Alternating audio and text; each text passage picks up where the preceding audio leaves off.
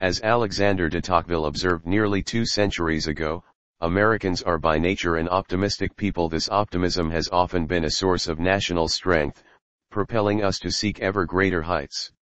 In certain instances, however, optimism can be dangerous. One such instance is in dealing with China's rise. Many Americans have failed to grapple with the magnitude of China's rise, confident that Beijing will ultimately go the way of the Soviet Union or Japan in the 1980s. Those making this case can marshal some impressive statistics to bolster their case that America remains far and away the most powerful country in the world. One of the more popular data points they use is defense spending. Specifically, that America still spends about 4 times as much as China on its military. But comparing the raw numbers is misleading in a number of ways. Some of these are relatively well known. For example, it is generally acknowledged that America is a global power with its military assets dispersed around the world, while China can concentrate its armed forces in Asia. Similarly, military spending fails to account for what is often called the tyranny of distance. That is, to project military power in Asia, the United States must cross the largest ocean in the world. By contrast, China is located in the center of the action and, as anyone who works in Washington understands, proximity to power is a power unto itself. Being so close to the battlefield also enables China to implement an anti-access/area denial A2/AD strategy by using its territory to deploy large amounts of missiles, aircraft, surveillance systems, and radar. In effect, these are unsinkable aircraft carriers. Other ways that US and Chinese defense budgets fail to capture the real balance of power in Asia are less well known. One factor that many observers overlook is personnel costs. Despite having a larger military, China's military spends far less than the United States on personnel, and, once personnel costs are taken into account, the gap between US and Chinese military spending is less than the raw budget numbers suggest.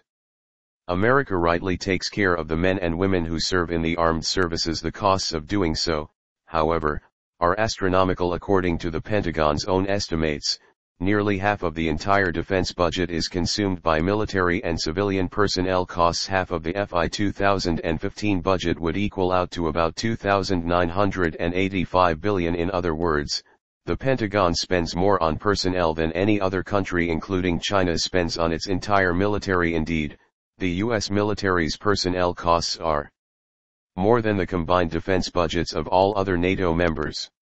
China's military is less transparent, making it harder to accurately gauge how much it spends on personnel. However, most experts believe that personnel costs consume about 1/3 of the People's Liberation Army's (PLA) budget. By that figure, China's military spent about $486 billion on personnel costs in 2015. The discrepancy in personnel costs between China and the United States is even greater when one considers them on a per-soldier basis. The PLA is estimated to have a total of 23 million people in active service, compared to just 14 million for the U.S. Armed Services. That means China spends just over 21,000 per active duty member of their military. The comparable figure for the United States is more than 214,000.